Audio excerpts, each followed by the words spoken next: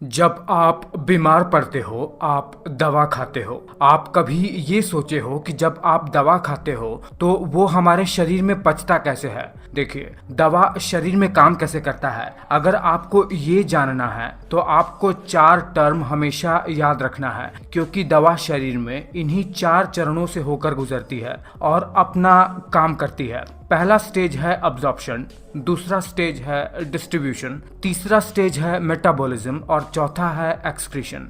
चलिए सबसे पहले हम ये जान लेते हैं कि जो दवा हम खा रहे हैं उसका हमारे जीआईटी ट्रैक्ट में अब्जॉर्प्शन कैसे होता है। देखिए, जैसे ही हम अपने स्टमक में मेडिसिन को लेंगे, सबसे पहले ये मेडिसिन हमारे स्टमक जूसेस के कांटेक्ट में आता है।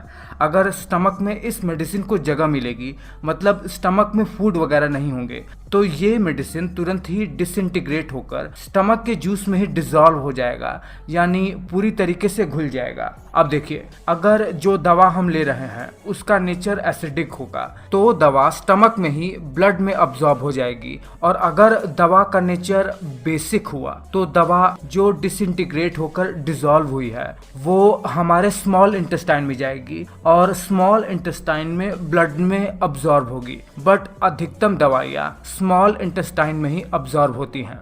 अब्सॉर्ब होने के बाद ये दवाइयाँ अब डिस्ट्रीब्यूशन के स्टेज में आती हैं, जहां आपको बता दें कि उनका डिस्ट्रीब्यूशन टोटली ब्लड फ्लो पर निर्भर करता है। अगर आपको ये लगता है कि हमारे शरीर में ब्लड का फ्लो शरीर के हर एक अंगों में समान होता है तो आप थोड़ा गलत हैं। शरीर में लिवर, ब्रेन और किडनी में ब्लड का फ्लो कंपैरेटिवली ज्यादा होता है। इसीलिए इन ऑर्गन की तरफ जो हम दवा खाए रहते हैं, जो अब्सॉर्ब हुआ है दवा, वहाँ पर इन ड्रग्स का डिस्ट्रीब्यूशन ज़्यादा होता है। पर इसमें थोड़ा सा कॉम्प्लिकेशंस है। जो दवा हम खाए रहते हैं अगर वो फ्री फॉर्म में रहे तो आसानी से ऑर्गन में चली जाएगी। अगर वही दवा प्लाज्मा प्रोटीन के साथ बाइंड हो जाएगी, जो कि ब्लड में ही पाया जाता है, तो ये मैक्रो मॉलिक्यूल्स में बन जाएंगे और साइज में इतने बड़े हो जाएंगे कि ये ऑर्गन में डिफ्यूज ही नहीं हो पाएंगे और तब तक ब्लड में ही सर्कुलेट होते रहेंगे जब तक प्रोटीन के साथ ये अनबाइंड होकर दोबारा से फ्री फॉर्म में ना आ जाए। उदाहरण के लिए एसिडिक नेचर वाली दवाइयाँ ब्लड प्लाज्मा के एल्ब्यूमिन के साथ बाइंड होती हैं और बेसिक नेचर वाली दवाइयाँ अल्फा एसिड ग्लाइकोप्रोटीन के साथ बाइंड होती हैं। सबसे ज्यादा दवाइयों का डिस्ट्रीब्यूशन हमारे लीवर में होता है, और जब लीवर में ये दवाइयाँ आती हैं तो इनका मेटाबॉलिज्म होता है, जो कि दवाइयों के वर्किंग का तीसरा स्टेज है। देखिए, जो मेन काम है लिवर का दवाई के मेटाबॉलिज्म में, वो है अगर कोई दवा लिपिड सॉल्युबल है तो उसे वाटर सॉल्युबल में ये लिवर कन्वर्ट कर देता है, जिससे आसानी से दवा यूरिन के थ्रू हमारे शरीर से एक्सक्रीट हो सके।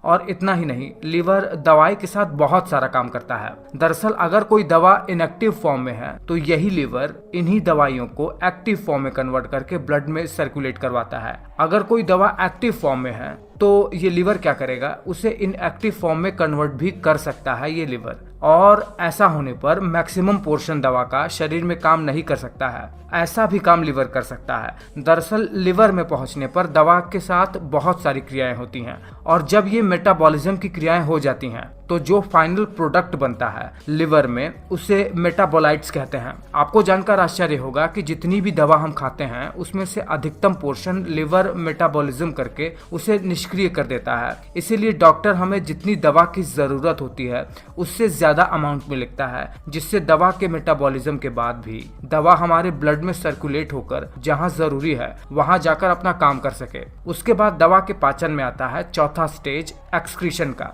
एक सर्टेन टाइम लिमिट के बाद, लगभग 5 से 6 घंटे के बाद, अलग अलग दवाइयों के अनुसार किडनी से फिल्टर होकर ये दवाइयाँ हमारे शरीर से एक्सक्रीट हो जाती हैं। हालांकि हर दवाइयों का हाफ लाइफ अलग अलग होता है। कुछ दवाइयाँ ब्लड में अब्सॉर्ब होने के बाद अपने पीक पर लगभग 4 से 5 घंटे में ही पहुंच जाती हैं और उसके बाद किडनी से फिल्टर होकर एक्सक्रीट हो जाती हैं यूरिन के थ्रू। बट कुछ दवाइयाँ जो प्रोटीन के साथ बाइंड हो जाती हैं मेडिसिन के फ्री मॉलिक्यूल से, उसी मेडिसिन के फ्री फॉर्म के मॉलिक्यूल के एक्सक्रीट होने के बाद, तो ये दवाइयाँ जो प्रोटीन के साथ बाइंड हो चुकी थीं अब अनबाइंड होकर दोबारा से ब्लड में रिलीज हो जाएंगी और दवाइयाँ ज्यादा देर तक शरीर में काम करती रहेंगी। इसीलिए कुछ दवाइयाँ ज्यादा देर तक चलती हैं हमारे शरीर में।